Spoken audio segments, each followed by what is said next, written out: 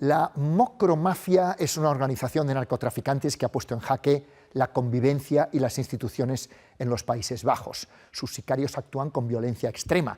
Por ejemplo, en esta secuencia vemos un ajuste de cuentas a tiros en un bar. Hoy en portada lo analizamos. Le llaman mocromafia porque muchos de sus miembros son de origen marroquí y mocro en neerlandés es un término despectivo para referirse a ellos. Su máximo líder, Ridwan Taghi, está condenado a cadena perpetua y desde la cárcel llegó a amenazar con secuestrar a la princesa Amalia, heredera del trono, y a Mark Rutte, el que fuera primer ministro de Países Bajos. En una década, esta banda de criminales sin escrúpulos ha extendido sus tentáculos por todo el mundo, incluida España.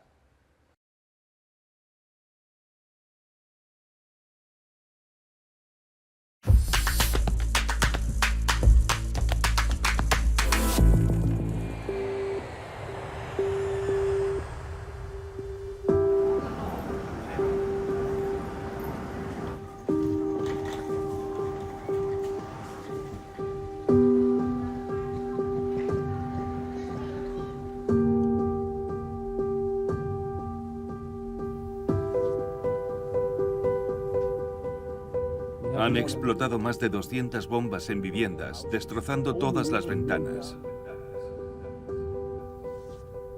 Es como plata o plomo. Te dan dinero o no. Entonces te dan una bala.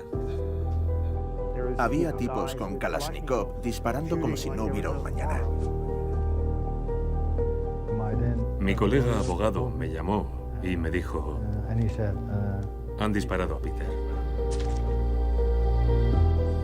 Tuvimos que escapar del lugar porque todo estaba en llamas.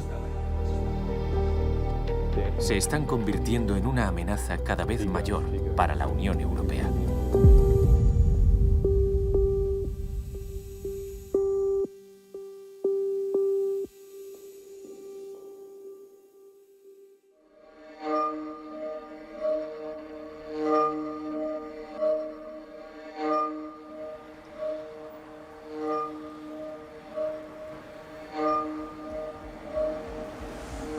Las grandes ciudades de los Países Bajos son, desde hace una década, el escenario de una guerra entre bandas extremadamente violentas.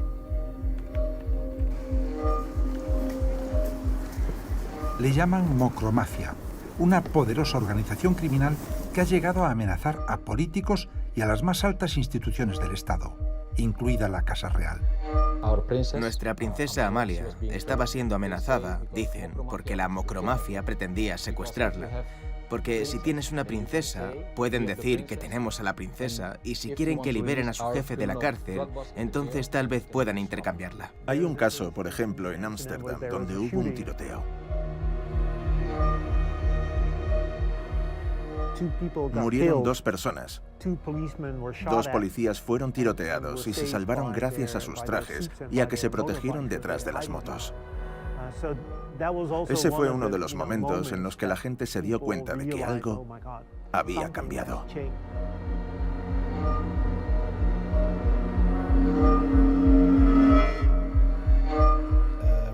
Hay muchos asesinatos entre ellos en los grupos de delincuencia organizada. Pero en los Países Bajos tuvimos un caso importante en el que incluso asesinaron a un abogado, asesinaron a un periodista y asesinaron al hermano de un testigo. No estaba involucrado en ningún crimen. Así que estos asesinatos nos obligaron a mirar de manera diferente a estos criminales y cambiamos nuestra forma de investigar.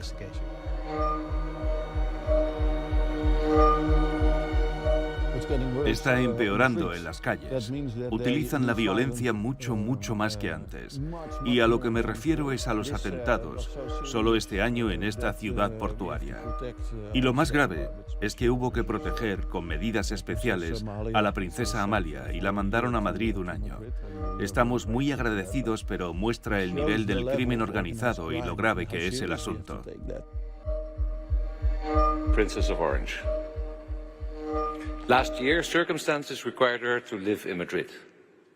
From there, she was able to continue her studies at the University of Amsterdam. This was made possible by the kind efforts of many of your compatriots and yourselves. I'd like to express my heartfelt thanks to you and to everyone else who helped arrange this.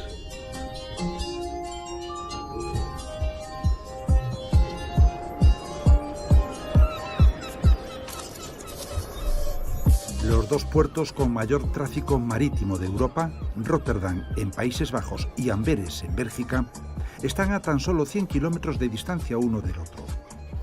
A principios de siglo, las bandas locales apostaron por la ruta del contenedor para traer cocaína a gran escala desde Latinoamérica. Se aprovecharon de que las fuerzas de seguridad de los Países Bajos estaban centradas en combatir la amenaza del terrorismo yihadista.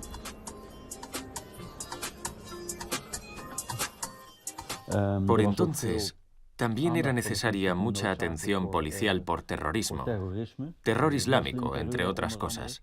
De este modo, operando bajo el radar, la mocromafia pudo crecer considerablemente sin ser detectada. Una nueva organización criminal que reclutaba jóvenes descendientes de la inmigración marroquí en los suburbios de Ámsterdam y otras ciudades acaparó gran parte del negocio del narcotráfico. La denominaron mocromafia, el término despectivo en neerlandés para referirse a los marroquíes. Los que están en lo más alto de la cadena son marroquíes, eso es cierto.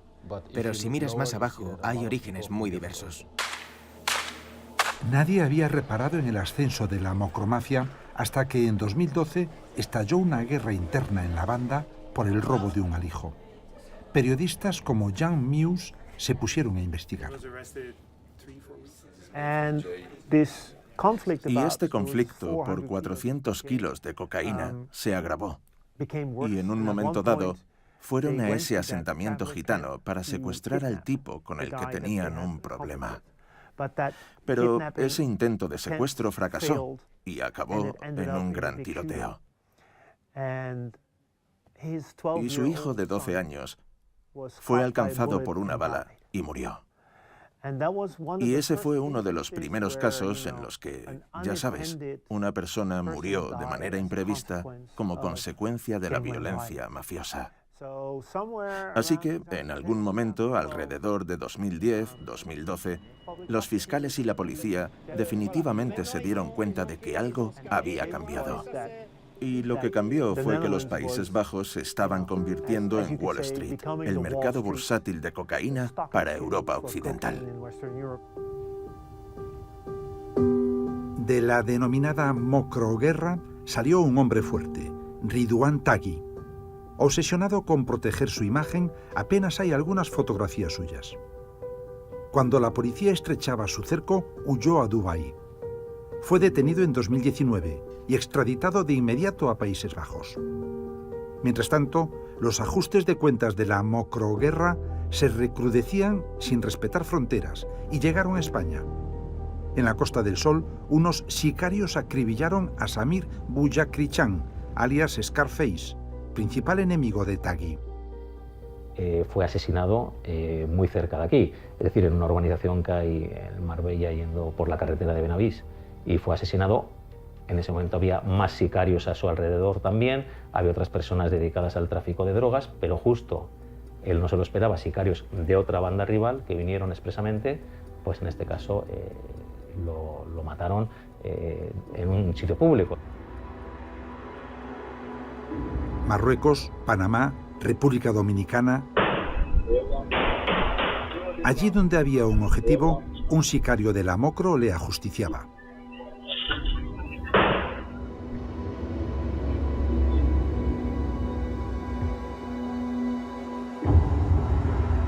Mientras tanto, en este búnker en Ámsterdam se celebraba el juicio por el llamado Caso Marengo contra Ridwan Taghi y sus lugartenientes.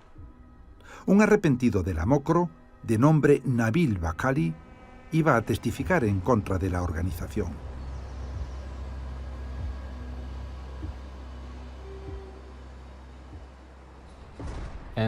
Este Nabil estaba involucrado en el asesinato de varias personas, sí. fue condenado por esto. Mataron a la persona equivocada y Nabil conocía a su familia. Y esta familia presionó a Nabil. ¿Quién mató a nuestro familiar? Y Nabil se sintió atrapado. Estaba como, ¿a dónde puedo ir? Desde la cárcel, Taghi dio la orden de asesinar a todo el que tuviera que ver con Nabil Bakali. Primero mataron a su hermano y después a uno de sus abogados. Pero lo que vimos es que Taghi utilizó al abogado de su hermana, que era el único que podía comunicarse con él. Entonces detuvimos a ese abogado y fue condenado a 5 años y medio de prisión solo por trasladar órdenes del líder de la banda a otras personas de su organización. El abogado Ono de Jong está especializado en defender a testigos protegidos. Él se encargó de representar a Nabil Bakali a pesar del asesinato de uno de los abogados de su equipo. Le entrevistamos en un lugar oculto de La Haya. Un testigo protegido acude a mí y me dice, ¿me puedes ayudar? ¿Querría ser mi abogado? Y yo le digo, sí.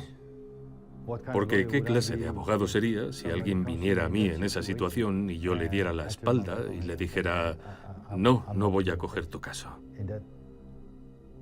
Y por esa razón es por lo que tengo protección gubernamental.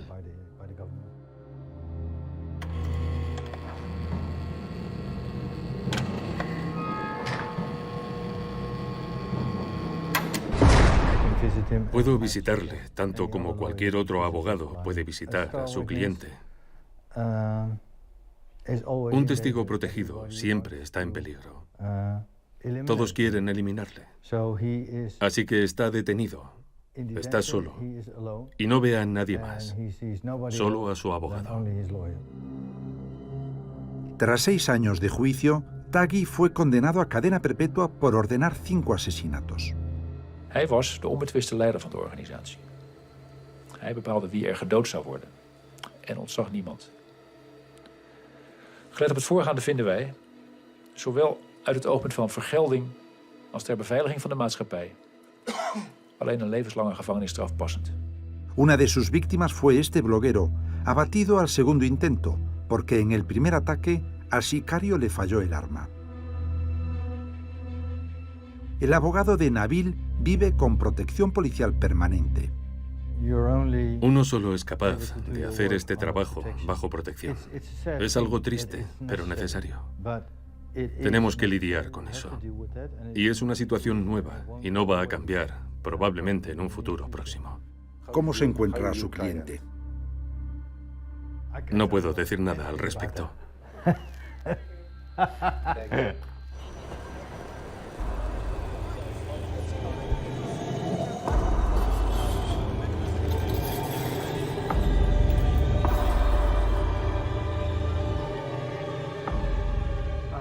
El asesinato de Debris no se debió a su profesión, sino a su papel en este gran juicio.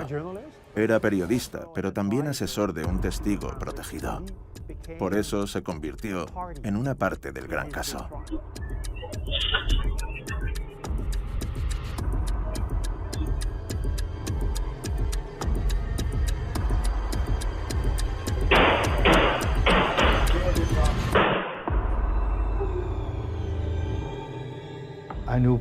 Conocía muy bien a Peter Debris porque formaba parte de nuestro equipo de defensa y fue asesinado por su relación con el testigo protegido en el caso Marengo. Así que lo conocía muy bien, cooperamos con él muy intensamente. Por lo tanto, su muerte fue un shock enorme para nosotros.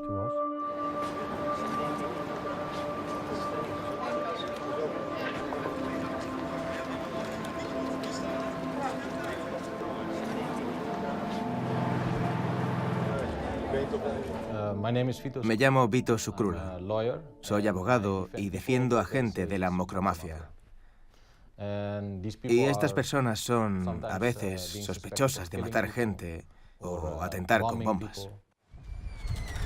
Le pusieron el nombre de Vito en homenaje al padrino Don Corleone. Él se llama a sí mismo abogado de la mocromafia, Por eso siempre mira a todos lados cuando sale de casa. Vito Shkrula está en las causas judiciales más importantes de la Mokro. En el asesinato de Vries, defiende al que avisó al sicario cuando el periodista salía de intervenir en un programa de televisión.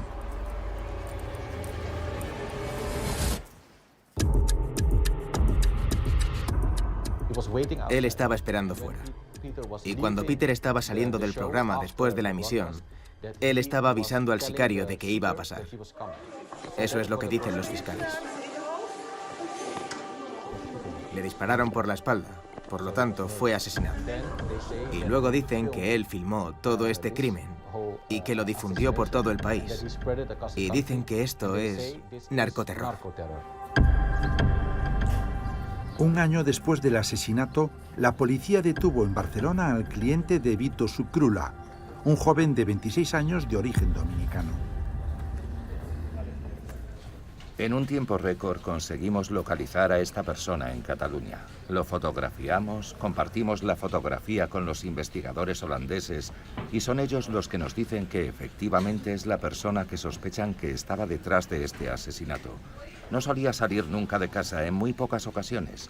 Le llevaban la comida, estaba protegido. La casa donde finalmente lo detuvimos era una casa bunkerizada con puertas antiocupas, las que utilizan en los bancos. Una vez engrilletado, yo en ningún momento le vi nervioso, como si hubiera asumido totalmente su destino, por decirlo de alguna manera. Se lo esperaba. O no, pero una vez detenido yo entiendo que sabía lo que había hecho. Y como mínimo sabía que podía pasar. Vino un avión del ejército holandés a llevárselo. Vino gente del Grupo de Operaciones Especiales holandesa, la DSI, debido a la peligrosidad de esta persona. Nosotros también el traslado lo hicimos con unidades tácticas y se lo llevaron inmediatamente. En la lucha contra la mocromafia, la policía de los Países Bajos dio un golpe encima de la mesa cuando consiguió, con ayuda de Francia, desencriptar los sistemas de comunicación secretos que utilizaban los mafiosos para dar órdenes y marcar objetivos. Si lo comparas con, por ejemplo, un partido de fútbol, es un 5-0, porque ahora la policía era capaz de sentarse en la misma mesa de la mafia y ver de lo que estaban hablando. En realidad podían ver las cosas de las que estaban hablando y además eran peces gordos. No se trata de pequeños delincuentes hablando de unos pocos kilos, no. Estaban hablando de miles de kilos de cocaína. Estás en la sala de estar del crimen organizado telefoneando a España. Tenéis que matar a este tipo porque no hizo su trabajo. Y torturamos a ese tipo y necesitamos la metanfetamina para Europa del Este. Y fue increíble. Así que al final del día, aquí sentados, interceptamos casi 300 millones de mensajes. Y solo usamos el 10% porque no tenemos gente para tanto.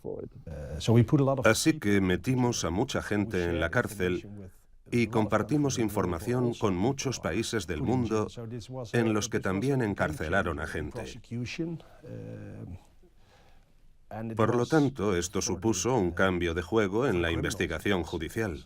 Y para los delincuentes fue horroroso, porque todo lo que decían, que pensaban que nunca saldría a la luz, ya estaba en los sumarios.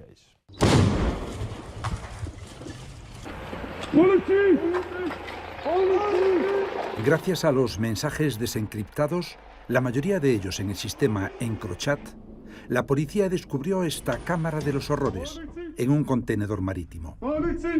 Tenía un sillón de dentista con correas y material para torturar a los rehenes. En la misma nave, la policía descubrió otros 6 contenedores habilitados como celdas para los rehenes de secuestros.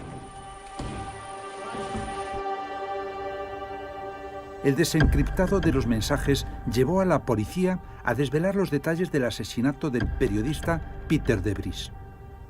En portada ha tenido acceso a las comunicaciones que mantuvieron el sicario y su conductor el día del asesinato.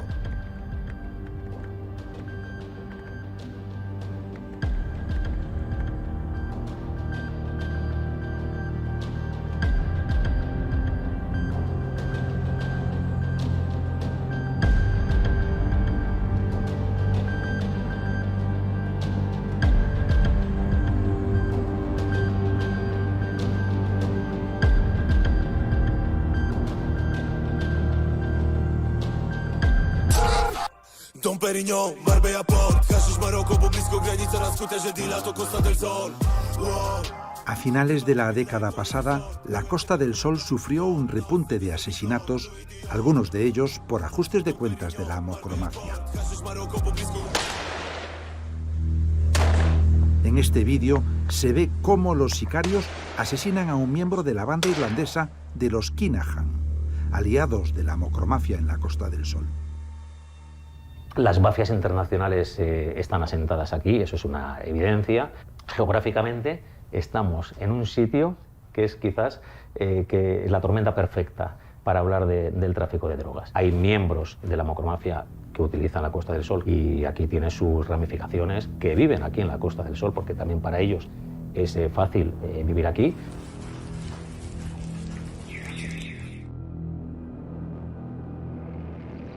Vienen aquí a hacer su negocio con otro tipo de organizaciones.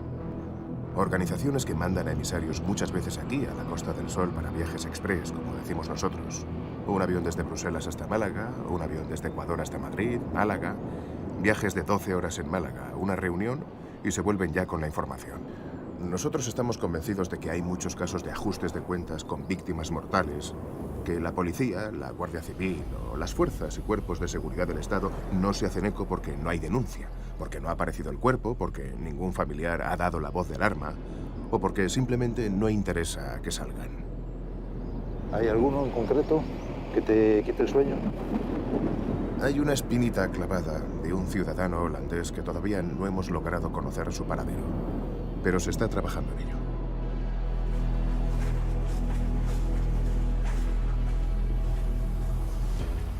Así que España se convirtió más o menos en el epicentro. Marbella, en particular, se ha convertido en el epicentro de la mocromafia. Pero, por cierto, no es solo España. John van den Heuvel es uno de los periodistas que mejor conoce la mocromafia. Nos cita en un lugar seguro, con sus escoltas al acecho. Tiene protección oficial desde que atentaron contra su periódico, The Telegraph.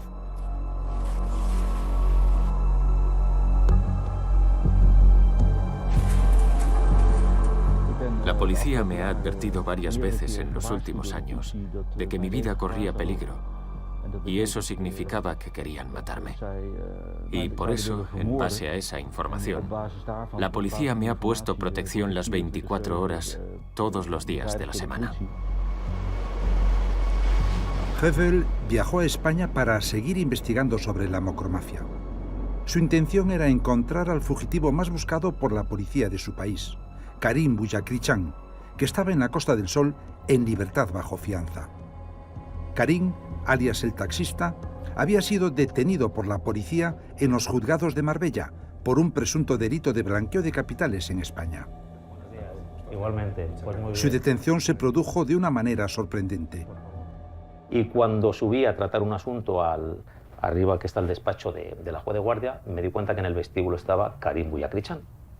Yo le conozco porque le teníamos ya investigando a esta persona, lo hablé con la jueza y decidimos que esto era una cosa muy extraña y lo que hicimos fue avisar a la policía, al jefe de grupo que lleva este asunto, para decirle, oye, que está aquí fuera Karim Bouyakrichan.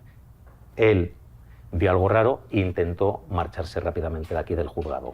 Y ya justo fue entre que llegaba la policía y él se intentó marchar, y aquí mismo en la entrada pues fue interceptado. Y es realmente nunca me había ocurrido. La jueza de Marbella le envió a la cárcel, pero al cabo de unas semanas, la Audiencia Provincial de Málaga le puso en libertad condicional con una fianza de 50.000 euros. El juez de instrucción, una vez que esta persona va a hacer efectiva la fianza, pone en conocimiento de la Audiencia Nacional, que es a la que le compete lo que acabamos de comentar, esa situación de que esa persona va a ser puesta en libertad. Le hace la comunicación a la audiencia nacional, porque la audiencia provincial no adopta ninguna, no le corresponde. Tras pagar la fianza para salir de la cárcel, el periodista de The Telegraph localizó a Karim en su refugio en Marbella. Se abrió la verja de la urbanización donde estaba alojado y donde se encontraba. Y entonces salió en un Porsche Cayenne y sí, me vio y me conoce. Y yo le conozco a él. Así que hablamos brevemente. Él estaba enfadado y se enfadó con la policía porque acusó a la policía de revelar su paradero a un periodista. Pero sí, hablé con él. Y luego siguió adelante en el coche. Y es cierto lo que dice, porque después de eso no se presentó a la policía. Se marchó y está huido. Fue detenido en España, ahora se ha fugado del país después de quedar en libertad provisional. Era el delincuente más buscado y peligroso de Países Bajos. Tiene amenazados altos cargos en Países Bajos, que había solicitado ya su extradición. Los Países Bajos habían enviado una euroorden a la Audiencia Nacional para detenerlo de nuevo y extraditarlo por narcotráfico a gran escala. Pero Karim aprovechó que estaba en libertad para darse a la fuga. Su huida puso en alerta a las fuerzas de seguridad de España y los Países Bajos, porque Karim es uno de los líderes más destacados de la macromafia. Sus abogados recurrieron la decisión y fue excarcelado, a pesar de que, según la Fiscalía, habían advertido que sobre él pesaba una orden de detención internacional y que no debía salir de prisión. Hoy se ha confirmado un giro de 180 grados propiciado por una descoordinación judicial que ha desencadenado la fuga del presunto narco. ¿Pero qué es lo que ha ocurrido? Buya Krichan tiene dos causas pendientes, una por blanqueo de capitales en España y otra por narcotráfico a gran escala, por la que Países Bajos pide la extradición a la Audiencia Nacional. Tras ser detenido, esta medida no se efectuó. Pero era muy influyente y tiene sus contactos corruptos en todas partes. Y además encontraron pasaportes suyos de Malta con varias identidades, etc. Así que es un tipo importante y una de las figuras clave en todo el entramado.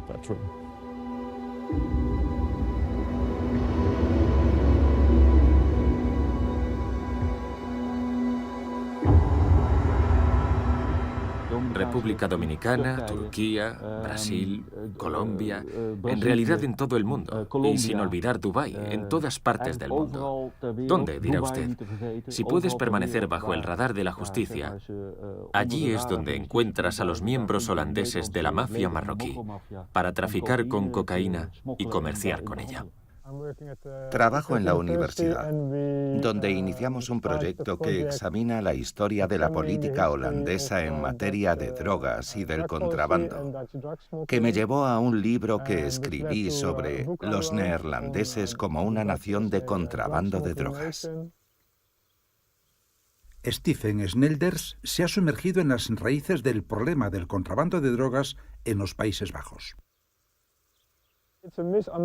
Es un malentendido que el tráfico ilegal de drogas esté dirigido por unos pocos capos. De hecho, hay una enorme variedad de grupos de todo tipo de culturas y nacionalidades. Y si uno lo abandona, es muy fácil entrar en el negocio y ocupar su puesto.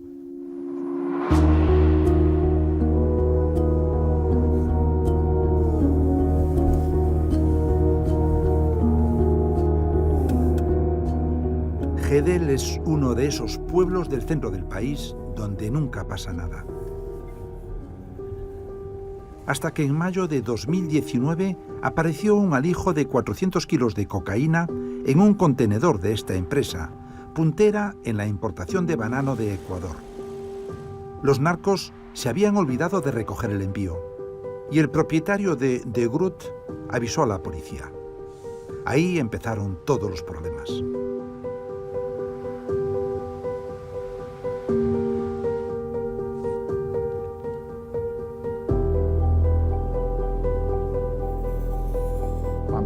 Pero pocos días después de que esa cocaína fuera destruida, el propietario de la empresa recibió un mensaje de texto anónimo. Y estaba escrito entero en mayúsculas y decía que si no pagaba una suma de 1,2 millones de euros, se liquidaría a un empleado cualquiera de la empresa. Y eso inició realmente toda una campaña violenta contra los empleados de la empresa frutícola. ¿Hay alguien dentro de la empresa frutícola que pudiera haber hecho la vista gorda ayudando a los contrabandistas de drogas?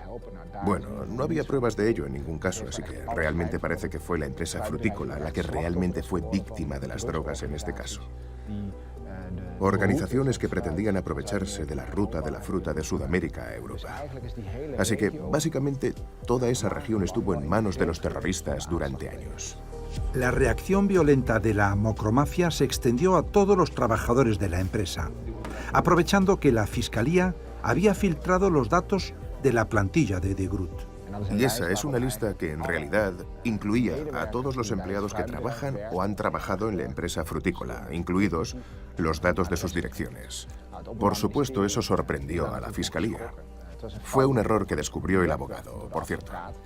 Abogado de la empresa frutícola, así que no lo descubrió la propia Fiscalía. Y cuando la Fiscalía se dio cuenta de que había cometido ese error, por supuesto pidió inmediatamente a los sospechosos y a su abogado que devolvieran esa lista. Porque todos los ataques perpetrados en los domicilios de los empleados pueden relacionarse con esa lista de direcciones. Arrojaron un cóctel Molotov y explotó. Yo estaba en mi habitación y salté por la ventana. Salté de la cama. Fui a las escaleras. Mi hermano también estaba en las escaleras, porque también oyó el ruido. Y entonces me dijo, será mejor que llames a la policía y a los bomberos, porque hay fuego en tu estudio. En un par de segundos, todo estaba negro por el humo. Habían arrojado un explosivo. Las escaleras por donde bajaba mi hermano saltaron por los aires. En la pared de las escaleras, donde estaba el escritorio, había un gran agujero. Se podía ver desde las escaleras, desde la sala de estar. Y las paredes sobresalían 10 centímetros por culpa de la presión del explosivo. Mi hermano saltó por la ventana de ese lado y donde había un tenderete de fiesta. Así que saltó por ahí. Entonces llegaron los vecinos y mi hermano entró para sacar a los perros. Tuvo que ser una experiencia horrible. Sí, lo fue. Hace ahora 4 años. Y todavía seguimos yendo a terapia por ello. ¿Cierto? ¿Tienes miedo? Por la noche, cuando es de noche. Cuando es de día puedes ver, puedes observar todo. Pero por la noche no se puede ver lo suficiente. Hemos vivido 3 meses con los vecinos. Y luego volvimos a nuestra parcela porque conseguimos una casa prefabricada. Sí. Y el año pasado, en septiembre u octubre, estrenamos la nueva casa. Así que tuvimos que esperar 3 años.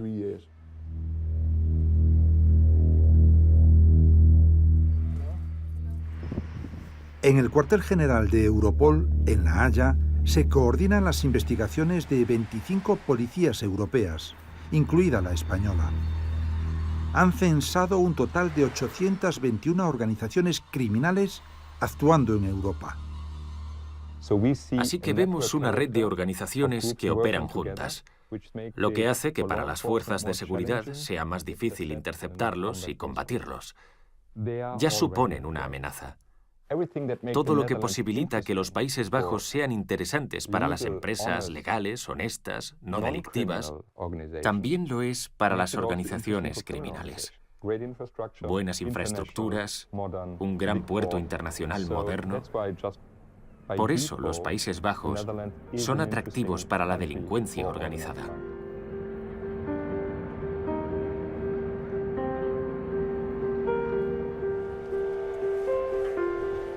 Yo declaré que los Países Bajos, y lo hice a propósito, es un narcoestado 2.0. No atrapamos a los peces gordos, y los peces gordos tienen mucho dinero, mucha influencia, y están amenazando nuestro sistema de justicia.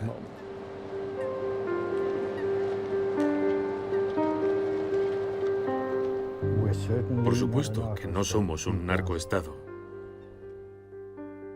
Porque aquí, en Países Bajos, nuestro sistema judicial funciona.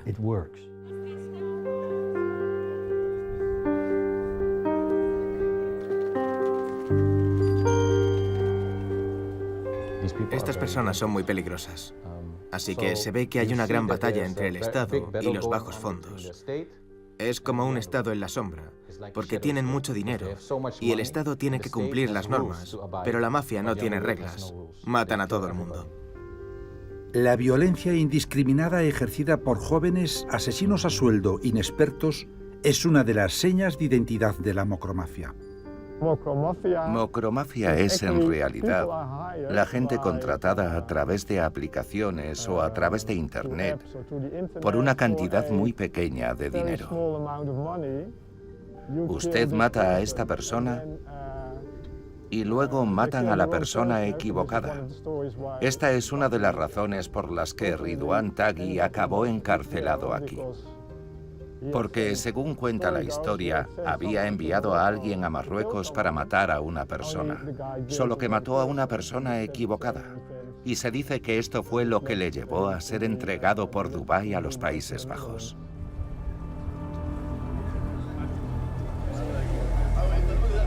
Durante la mocroguerra, al menos una veintena de personas han perdido la vida víctimas de sicarios inexpertos que se equivocaron de objetivo. El caso más llamativo es el de Jordi Latumaina.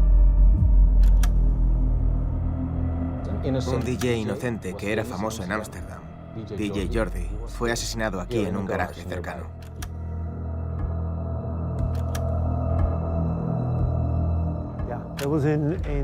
En 2015 hubo un conflicto interno en una organización criminal que estalló y arrastró todo al inframundo.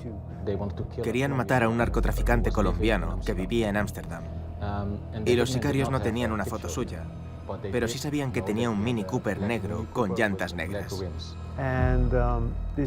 Y este DJ había aparcado su coche debajo de su apartamento, en el centro de Ámsterdam.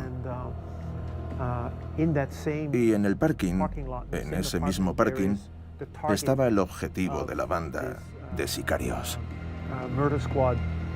Vieron entrar el Mini Cooper negro y cogieron una metralleta y empezaron a correr y a disparar. Pero allí no había ningún narcotraficante colombiano, estaba el DJ. Así que, en vez de matar al tipo que querían matar por ajustes de cuentas, mataron a Jordi Latumaina, el DJ. No estaba solo, estaba con su mujer y una niña pequeña, y lo mataron. También dispararon a su mujer y quedó inválida. Y no alcanzaron al bebé con las balas de la ametralladora por 2 centímetros. Y todo el mundo estaba conmocionado en el país. Como, ¿qué está pasando aquí? Esto no es normal, porque fue a plena luz del día. Todo el mundo estaba de compras allí. Había un centro comercial y de repente ven que se había convertido en una zona de guerra.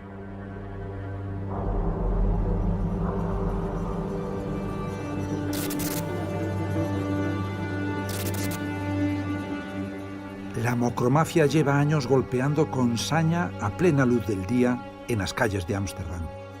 Por eso en los Países Bajos han descubierto que puede haber muerte entre las flores.